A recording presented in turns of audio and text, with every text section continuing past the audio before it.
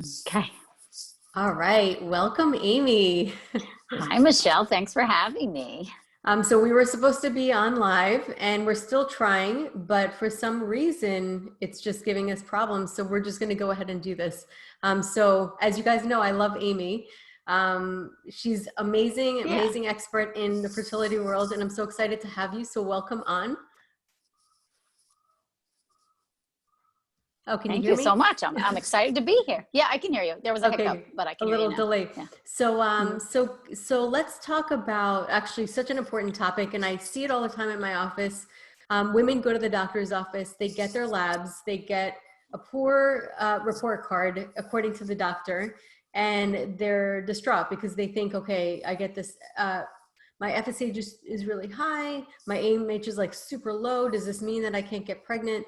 And as you and I know, it's not necessarily the case, and I really want you to talk about it because you have a lot of also really inspiring stories. Yeah. I mean, here's a little inspiration I'll start with. I just had a woman who's 43 and, has been told all the things that you guys have heard just before. And we've been working together. She's been seeing me in the clinic, and then she's also coaching with me and like doing, my diet and the supplements and all those things. And she really buckled down the last 3 months, and her AMH went up an entire point, a whole point. And her doctor actually said, like, which I've heard before from other girls too, this is impossible. Like, what exactly are you Yeah, doing? that's what they say, that it's Um, impossible. and so it's not impossible because I can count, I mean, I've probably a dozen cases, at least in the last year, I would say that I've seen that shift, where FSH goes down, AMH goes up. And so I think the biggest thing to know about those numbers is that they are just, data points for fertility doctors to give them a gauge as to how you're going to respond to fertility treatment. So Right. there was another interesting study that women with high FSH or low AMH in comparison to women their same age with better numbers, so better FSH, AMH, in 1 year's time, same live birth rate. Mhm. So that basically showing that the numbers don't matter for a live birth rate. The numbers matter to a fertility doctor who wants to give you follicle stimulating hormone, or, like a follistim or Gonal-F to get you to produce more eggs so they can have a better shot at a good IVF cycle. So that's why they get so fixated on the numbers. But you shouldn't be. And also, if you are working with a fertility doctor who's very fixated on your numbers and you're not getting good results, you should really find a doctor who knows how to, I think a mini IVF type of stimulation or a very Right. light or natural IVF is the way to go in that department. But there's a lot of doctors that specialize in like the poor ovarian reserve numbers and actually have very good results. The, kind of the standard clinics, like the big hospital style clinics, they, depending on your age, they have different protocols. Like, oh, if she's 30 to 35, this is how much Gonal-F you use. If she's 35 to 40, this is how much you use. 40 to 45, this is what you use. And if your numbers are out of the range that they want to see, that they've seen good results with, they're basically just going to try to push you to donor egg or tell you your numbers are poor and there's no chance. But that's not actually the case. And these numbers are not, they do not stay the same month to month. They change all the They do. time. So to not be, I try not to pay attention to them. Like when they're good, we do celebrate them, of course, because it's another win. I think it's really important to celebrate all the wins you can. But when they're not so good, it's just to not fixate on it, because even if, say, your AMH was really low or your FSH was like above a 10 or something like that, we're still dealing with thousands of eggs left, not even hundreds. We're still in Yeah. the thousands range. Right. So to keep that in mind, that if you're still menstruating and ovulating, you have a good shot at this. And even if you're having irregular cycles, working with someone like Michelle or myself is where that's where we shine. We can really help regulate a cycle. And when we help regulate a cycle, we're regulating ovarian function, and we're improving the function of all the cells in the ovaries, and thereby improving the egg quality. And that's all you should really care about, is quality, Mhm. not quantity. And also that quantity, we honest to God have no idea what it actually means. There's like a graph, I think that Schoolcraft came up with from CCRM. It's a guesstimate of like, if your AMH is a 1.3, you have 30,000 eggs left. Like, but it's like a guesstimate. They have no idea. They have no idea because we're not going inside looking at women. We just know that, oh, she was born with like 1 million. By the time she starts menstruating, she's got like 500,000. She loses about 1,000 a cycle. So, you know, you do the math, right? Mm-hmm. But it still means if a woman's menstruating for 25, 30 years, by the time she's like in her mid 40s, she still has thousands of eggs left. You know, I've done the math. Yeah. So to think about it like that it's, don't let the numbers define you. You know, you're not your lab work. You really are your health. Your fertility is an extension of your health, point blank, plain and simple. It is nothing else. Absolutely. Yeah, totally. And so another thing too, is people get pressured. So they're like, I have to start now. I can't wait a month. But as you and I know, it could take at least 3 months to really see the impact of the diet change, the supplement change, the lifestyle change in the egg quality. So, you know, they're so stressed out, but like, they're not going to lose all their eggs in 3 months. That's just the reality. Not at all. Not at all. Yeah. Not at all. And in fact, you know, your numbers will get better. And I also think like taking the time to really focus on the diet, the lifestyle, the mental, emotional piece, the spiritual piece, giving yourself that grace and that space to just like basically get off the hamster wheel and stop the fertility treatments, you're not only gonna get better results, but your body's gonna handle it much better because your body's just gonna be cleaner and smarter and more efficient to process out those meds. And I think you'll go into it with a better mindset and less stress. You know, it's not to say that you're stressing yourself into, you know, fertility challenges, but we know the stress comes with fertility challenges and it doesn't help the situation whatsoever. We know stress causes inflammation. We know inflammation causes oxidation. We know oxidation compromises egg quality, right? So we really want to get a handle on that. And I mean, you and I both see the same thing with the women we work with is like, when we give you a protocol to follow and tools, you feel more empowered. You also do start to see changes in your overall health and, you know, well-being across every spectrum, from like sleep to digestion to skin and hair and our nails growing really long. We were just talking about that. You see all these things shift and you really start to feel like you're adding value to this experience rather than, you know, I think the moment you just let the numbers define you and you do exactly what your doctor tells you to do, and I'm not saying to not listen to your doctor, but to also seek out other advice of other experts that are doing this, but you give away your power to everyone else. And like our goal is to really empower you that you have the power to change your health and improve your fertility. You really do. And, you know, there's thousands of women that have done it. You can too. It's really a choice you make, and you can still integrate. You could still use Western fertility treatments along with these diet and lifestyle changes. And we've seen better success rates. You just do. You see better. There's all this research now on antioxidants, and a lot of the fertility clinics are recommending them because they're seeing egg quality improve from cycle to cycle. And, you know, if we went just by what the standard notion was, even, you know, a couple of years ago, it was that you could never improve quality. You were only as good as your highest FSH. That's what they used to say like 10 years ago. It was like, yep, no chance to improve quality. Yep, no chance to improve FSH. And then slowly things started to shift. Oh, FSH changes month to month. Oh, it's very interesting. It changes within a day. I actually have had one patient that had a gynecologist and a reproductive endocrinologist in one day take her blood work twice, and they were different. That's amazing. Well, that's like the thyroid. They say you can test the thyroid 3 times in one day and it'll be different every time. So again, these are like snapshots of what's going on. It's not, you know, it's not the like gold standard in a sense. It's not just this, you know, this one piece of information and you're screwed. And then also too, the good fertility doctors look at FSH, they look at AMH, and look at antral follicle count, and you take all 3 into account. And if one is abnormally high or low, that's the aberration, and you ignore that one and you look at the other 2. So, you know, to really think about these things that, and I do believe once you let that number define you, then you kind of, you know, you get a case of like the F-its, I call it, right? Like, it's like, screw it. I don't need to do the diet because I'm not going to get pregnant anyway. There's no eggs left. You know, like the belief that there's no eggs left really then dictates your behavior, which will impact your health. And So rather just say, okay, that's one function of my fertility, but there's all these other functions of my fertility, and I'm going to pay attention to this. And then hold on to these other stories of, there's plenty of women out there. You could, a quick Google search, you'll see like how to improve FSH, how to improve AMH, and you'll see tons of stories, and I have a whole section on my website called Stories of Hope. And it's basically all stories like this, or even women with really poor AMH or really high FSH. Guess what? They went on to get pregnant, either naturally or with fertility treatments against the odds, and they didn't use donor eggs.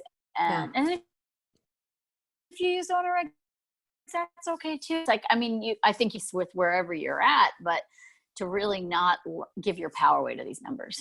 I'm with you 100%. I just actually recently had, it was before COVID, a woman who came in and her doctor said, your numbers are terrible. You're not going to get pregnant on your own, definitively. Like he was a future teller, predicted her future. Yeah. But she listened to her intuition, and I think that that's so important.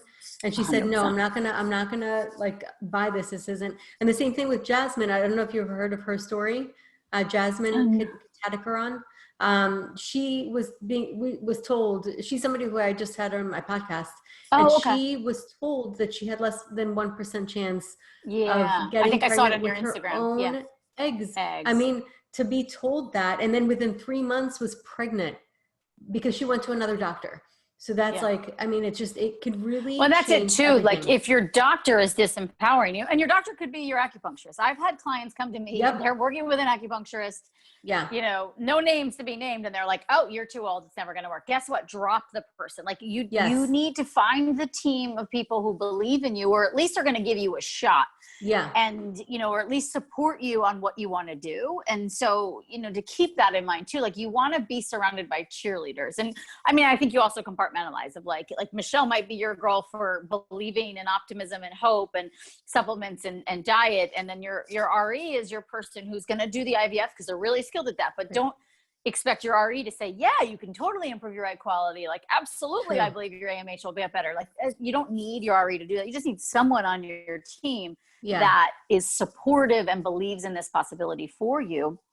And, to just, and then I think too, like you touched upon it, you listen to this more than this, or more than, Google, Dr. Google, right? It's like, what does your heart say? If you're here and you're listening to this, it's because you believe, it's because you have hope. So let that lead, let that guide you more than the data and the statistics and, I think the negativity, the naysayers, there you go. That's a good one. Yeah. It's like, that's so much of what we work on too with our clients is like getting in touch with that divine feminine energy. That's the creative, that's the intuition, that's the knowing, the deep down knowing, and to tap into that and let that part of you lead versus the worry, anxious mind lead. Yeah, absolutely. And I just had a conversation with somebody recently for a future podcast about visualization. And I lost you there for a sec. I know. I don't know what I just said. So visualization, there's studies on this, visualizing something can actually impact your physiology responds to, it's interesting. We think of imagination as just this thing that we have, but I don't think that, based on the body, like there's nothing there by accident. No. Everything has a purpose. And so when people visualize, and just think about it, you go to a doctor and then the doctor tells you, this is it for you. You can't do it. Shuts you down. And then you believe that. How is that impacting your physiology? Yeah, I talk about that a lot in my recent book, In Body Belief. And, and I read a lot, did a lot of research, before I was an acupuncturist, right? I studied neuroscience too. So I love that part, and I also, my spiritual teachers say almost the same thing as a lot of the neuroscientists, that basically the universe, God, your body, your physiology does not know the difference between reality and imagination, so you can, and it's not like Abraham, my spiritual teacher will say, the universe knows how you feel, not what you say. So you can't affirm your way necessarily unless you really believe the affirmation. Just such a good point. Yeah. So it's just getting to this place of, and I think, I do this a lot in Body Belief in my latest book, but what can you believe? What does feel believable? Like, is it believable for you that you have one good egg in there? Yeah.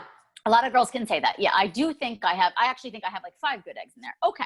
So do you believe your body is smart? Do you believe nature would like choose the right egg? You know, that kind of thing. So you can get the momentum going on that side. And then also, like I always say to girls too, what was your vision of the family, you know, you wanted before you ever knew you had challenges? And they would always say like, oh, I always saw myself with 3 kids, or I always saw myself with 2 kids, or, you know, whatever it is. And so, okay, what if we didn't know anything other than that as your truth? Like, could you go back? Could you rewrite that story? Could you basically, you know, the story of like how they always saw their family? Because that's a familiar thing. Like it's something they saw, and that's why they're so heartbroken, because they're separate from that vision that they've always had for themselves, right? So write that out and then begin to do a visualization of that every single day. Just see yourself like, you know, wherever it is, like walking down the beach with a pregnant belly, like holding your partner's hand, and like maybe there's a kid running in front of you, or, you know, whatever it is, like, and think about that every day and like get into the feeling space of that. And it doesn't have to be 100% of the time to change the wiring in your brain and your physiology in response to it, but just a little bit more in the belief and the imagination space than in the doubt and hopelessness space, right? So even if it's like a 60-40 that, you know, 60% of the time that you're staying in that space of, I can see it. Like, I do believe there's a possibility that this could happen versus I'm done for, this is never going to happen. You know, my life is over, you know, so but if you practice that muscle, it does actually help rewire the brain. It does. Yeah. And it changes the physiology. But if you're constantly walking around saying, I got no eggs left, they're all bad, my hormones are screwed, I'm never going to get pregnant, your body just starts to respond.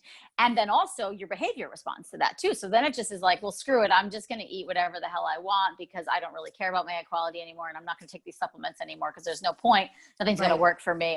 It's hopeless.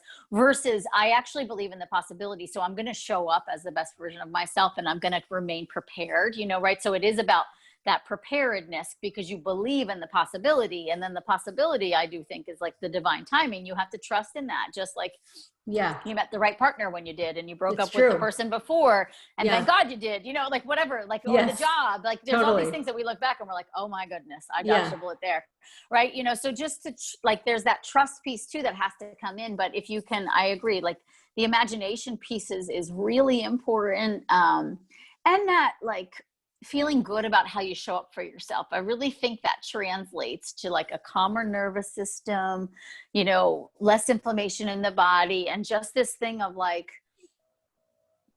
I mean, no matter what, you'll have no regrets, and you're proud of yourself and how you're showing up for this vision that you hold for yourself and this dream, right? You're actually, you're putting yourself in the perfect line of possibility for this to happen because you're staying as prepared as possible. And I think that really then opens you up to receive. Absolutely. And you touched upon a couple of important points. One is that it's so important to have a bridge.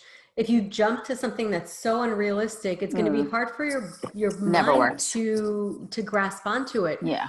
So work on something that you know is real. You know, I do something with gratitude, like write 3 things that you're grateful for a week that exist, and then slowly add to the end of that things that you want to be grateful for, but as if they already happened. It's kind of like a bridge. So it's little like hacks into the mind where you're working on something that's real, but then you're convincing your mind, because your subconscious mind is kind of like dormant.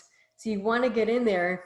And then you also talked about, you know, people not believing that the diet and supplements are going to make a difference. Well, we know that's not the case. And I want you to talk about how important diet and supplements are in regards to egg health. Oh, gosh. Yeah. So, I mean, I think what we know from the research is like, here's an interesting stat. Since the 1980s, we've introduced over 100,000 chemicals into our environment. And all of those chemicals are endocrine disrupting chemicals, which means they disrupt your hormones. All of those. So hormonal disruption is abundant in our world right now. And that is leading to these fertility challenges. And that is leading to compromised egg quality, because these are chemicals in our system. So they're disrupting how our hormones normally work. They're also introducing I guess you could say like inflammatory, particles or reactions in our body. And this level of inflammation is what, basically, like, any of you guys who've gone through IVF, that when they look at the embryo under the microscope, they say this is like an A or a B or a C, and that's based on the level of fragmentation on the outside of that egg, right? So they kind of want to see like no fragments. They want to see a nice, healthy, it can be a little bumpy, but a nice, healthy edge to the whole embryo, and maybe, to the blastocyst. Obviously, you see each cell. That is what the embryologist, I would say, is that's a healthy embryo. Before we had PGS testing, those are the embryos they would transfer in. So when you see the fragmentation, what's basically happening is that's the inflammation, that's the oxidation. It's breaking down those cells, so they're just not going to divide properly, and you're going to have chromosomal misalignment, and you're going to have poor egg quality, right? So the best way to improve the egg quality is to really think about like, okay, how can I reduce the inflammation and the oxidation in my body? And we know through the science of epigenetics, which has been around for, I guess 15 or so years at this point. We used to think our genetics were set in stone. Like, so if your mom had breast cancer, that chances are you're going to get it. High, blood pressure, you're going to get it. Diabetes, you're going to get it. Maybe even miscarriage, maybe even fertility challenges, right? There's a lot of women we see, oh, my mom had endometriosis. Okay, maybe you're going to have it, or you have a predisposition. But now we know it's actually not set in stone. You have this predisposition, and how you live your life, so diet, lifestyle, namely sleep, stress levels, that impacts whether or not those genes turn on or off. Basically impacts methylation in the body, which if your body's not properly methylating, you're going to be oxidized. You're going to, like I talk about it in my first book, you're going to like rust the way a car would sitting outside, like before your time. So you're going to age before your time, which means to fertility girls, your egg quality is going to be crappier than it could be. And then we see if we, especially when it comes to egg health, we see the folliculogenesis process is 100 days. We see if we put a girl on antioxidant supplements and change her diet, get rid of all these chemicals, in bath and beauty products and food, the air you breathe, you see that egg quality improves actually. So, and a lot of the like CCRM is doing tons of research on this right now on antioxidant for embryo health. And they're seeing very promising things, from like acai or wheatgrass or, spirulina, that kind of stuff. And so we know for a fact from a scientific perspective that, the dietary and the supplement shifts are positively impacting not just egg, but sperm health as well. So we can see sperm shift as well. So there is the science there. And then I think too, if you go even further into like the physiology of like what makes up an egg, the outer shell is fat, right? And so it's a phospholipid bilayer. And when the sperm penetrates it, then, if it's not rigid, so the fat makes it not rigid. It's more pliable. It's going to divide more easily, right? There's going to be less of that fragmentation. You're going to get a healthier embryo.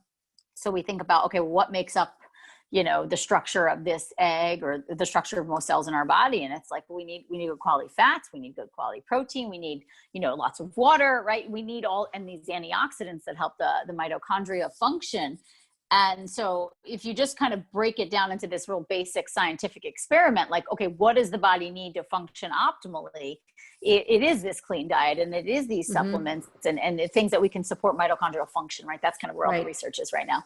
And, so anyway, I mean, it's like the basics are there and the knowledge is there that the diet really does work. And we see it too in other health issues, where we see like heart disease, right? If we remove like the bad fats, the trans fats, guess what? Cholesterol numbers shift, heart disease reverses, like it's the same thing, diabetes. Okay, if we change their diet, diabetes can reverse, really? Yeah. So if you can reverse heart disease or diabetes, why couldn't you reverse poor egg quality? Like you absolutely can, because it's just about improving the health of any cell in your body. And so think about if you can beat cancer, or you can, you can improve your egg quality, because all it is cellular health. And so the cells in your ovaries are the same as the cells anyplace else in your body. They might have different functions, but the core of them is still the same. It's still about that mitochondrial function. And so, the research is there. Just Google epigenetics and you'll learn a ton, Google antioxidants and epigenetics. And there's books upon books written about it, research all over, ad nauseum on it. even interesting research on like certain, N-acetylcysteine and endometriosis, right? Ovasitol or chiroinositol and PCOS and egg quality, metformin and egg quality. Like, Right.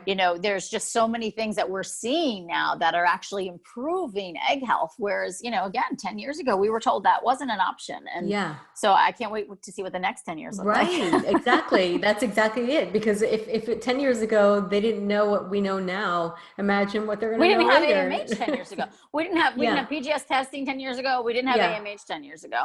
Yeah. And so that's to me too, where, I've been around long enough now to know that, the Western medical model, changes their tune on a regular basis. Not to say it's not an important system, because it absolutely is. And we need medicine, right? You know that, absolutely. We need it. And there's so many women that went on to have healthy children because of assisted reproductive techniques. So what we like to do is like amplify your results, right?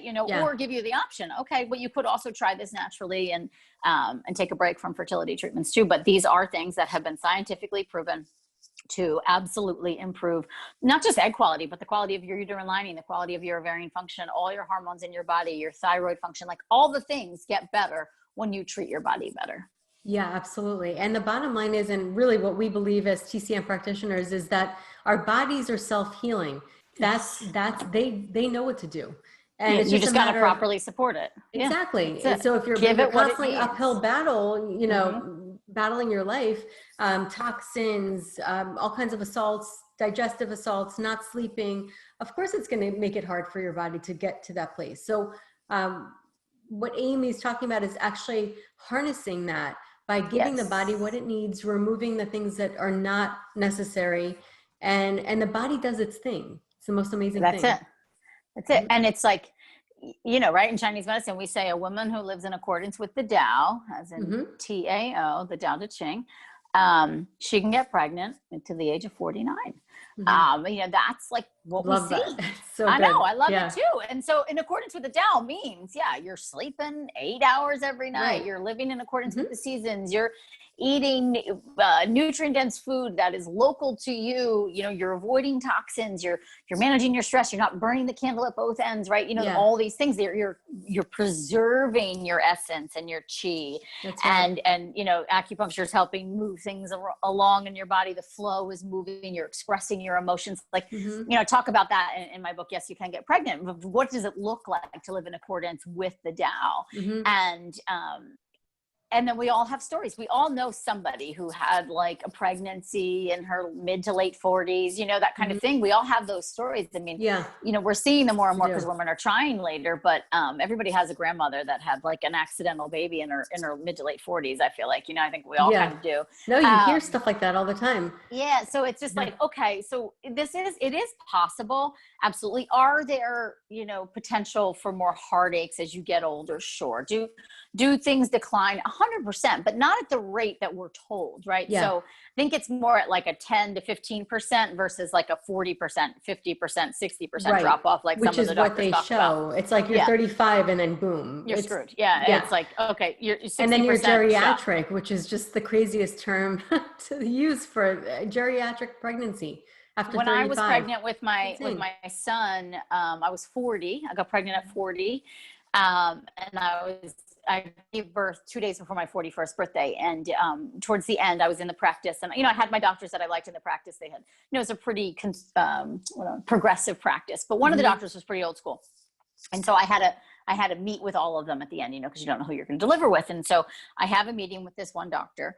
And she comes in the room and she's like, so because of your geriatric pregnancy age, I do have to inform you that your chances of stillbirth are very high. And so I would recommend that you come every week for a sonogram, because the chances are your baby's not going to make it through to the other side. I swear to God, she said this to me, and I was like, that is so damaging. And how do people do that?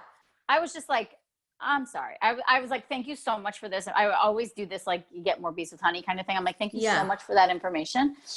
I don't know if I'd be that sweet. I was like, but I don't subscribe to that. And I said, I actually this is what I deal with, the population I deal with all day long in my clinical practice. Like I'm a clinician, And that's not what I see, but thank you so much for like alerting me to this potential that my baby's going to die before I give birth to him in like a week. Like I was like, what?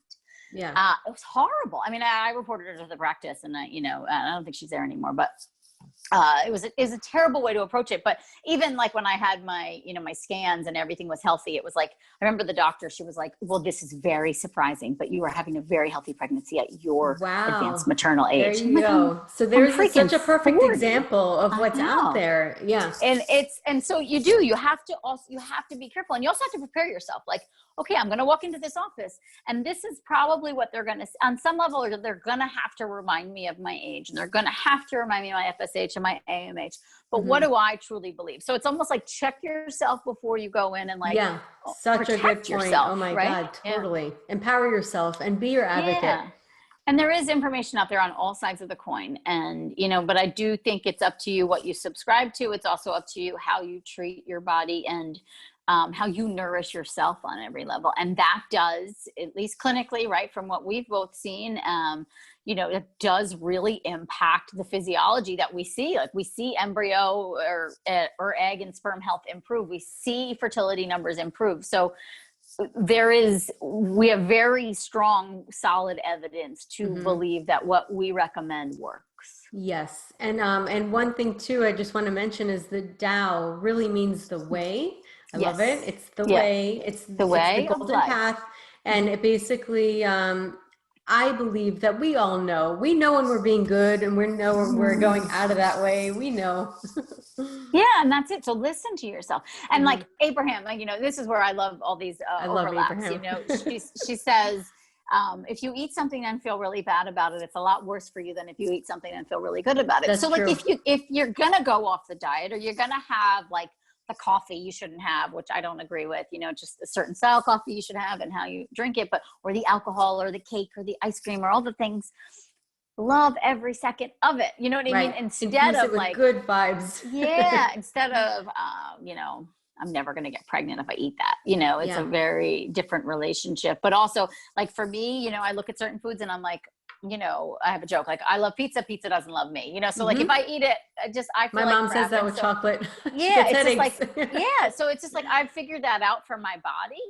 And so it's not, I don't feel deprived. I feel like I'm making an empowering choice for myself. And sometimes I make the choice to have it, and I pay the price the next day of like constipation and maybe some bloating and a headache or something like that. But but it just is easier to really be in touch with your way, at like your golden path. I like how you use that, and live in that space versus I have to do these things, or I don't want to do these things. I'm being told to do these things. I hate that I have to do these things. Why is it so easy for her to get pregnant and not for me? And that kind of thing. And her body just has different needs than yours, and that's what it is. And as I'm sure you see this all the time, that there's these fertility teas or fertility like multivitamins.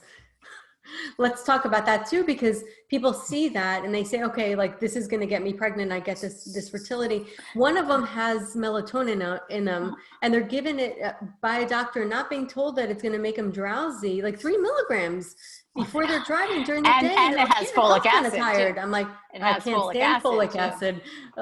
Yeah. So number one rule, you can't out supplement a shitty diet, period. Yeah. Plain and simple. If you take a hoax of supplements and you still eat a crappy diet, you're not going to absorb the supplements. So waste your money, waste your time, waste your energy. Don't do that. Food is your primary medicine. Supplements are an additive to that. Right. And they're not all good for everybody either. No, well, that's it too. So work with, if you're taking herbs, work with an actual licensed herbalist, just like you wouldn't do acupuncture on yourself at home. Correct. Like actually, and then work with, it's a physician, a doctor, someone like Michelle and I who are clinicians, and we understand the Western side of things. Like talk to us about your supplements, get an expert's opinion. You just like, you see it, right? Where women are just, they're throwing everything. I got I got Fertility, I got the, whatever that lubricant is, a pre-seed, and then I got the, I'm taking the whatever, the fertility tea from this website, and then I'm doing this from that website, and I'm taking 600 milligrams of CoQ10. Like I'm not getting pregnant, and you're like, okay, well, let's reel it in, because maybe your body doesn't need all that. Maybe for some people it works, but chances are, it's just a little more complicated than that. I think that's the best way to put it. Totally, 100%. So I'm going to be putting a link because Aimee has a course. It's kind of like an online video series about improving. You want to talk about that? Yeah, I'm so excited. I kind of forgot about it. So yeah, I have a course. It launches, so you're putting this live up, right? So it launches on Sunday, the 18th of September. And it's 5 days. It's called the 7 ways to improve the quality of your eggs. And so over 5 different videos, I go over 7 different ways to improve the quality of your eggs. And it's not just supplements and it's not just diet. There's mindset and lifestyle, exercise, all these things I touch upon. So, a little bit about me. I've been practicing as a clinician in traditional Chinese medicine for 17 years. It'll be 17 years in December. I wrote this book behind me, which is a bestseller on Amazon. Amazing Yes, book. You Can Get Pregnant. Thank you. I've helped honestly thousands of women get and stay pregnant over the years. And so this video series is a compilation of all the things I've learned, and I put it together for you guys. Again, it's free, which is, I think, awesome. It comes with a 35-page PDF. So of all the things, like there's journal prompts, there's shopping lists, there's just so much information in there. So at the very least, sign up to get that PDF. And then what I'm going to do at the end as an extra gift to everybody is a free live Q&A with me. So I'm going to go live. I think at this point we have like 1,000 women already signed up. So I don't know how long that Q&A is going to be. I might have to break it into 2 parts, but I'm going to go live and I'm going to answer your questions as they relate to fertility and especially egg quality and how I can help. And so, that alone is a very valuable piece. So, I like to do this kind of stuff to just, give back, be of service. There's just so much information out there and it's very overwhelming. And more than half of it comes from people who don't have clinical experience or don't really know what they're actually talking about. And they're making, I think, reckless promises or reckless recommendations. And so, to me, having integrity is super important. And I only make recommendations that I have seen actually work and, can stand solidly in, and I'm proud of the recommendations I made when I wrote Yes, You Can Get Pregnant, remain, if you will, all these years later. I think it's 5 or 6 years the book's been out now. And, there's things we add to it and things I shift and tweak, but the core of it still's the same, and so anyway, this video series is created for you guys so that you can get a grip on what you can do to optimize your egg quality. And again, it's free. You got to sign up. Michelle will share the link. And a video is released every day for 5 days. And then the Q&A happens on the 6th day. And so you email in your questions and I'm going to go through, I'm going to answer everybody's questions. And I'm going to share some inspiring stories of hope too on that Q&A to just show you how women like you have turned things around and made it happen for themselves. Yeah, there's such power in stories, I have to say. And I love your stories. I really enjoy them. Thank you. I watch Me them too.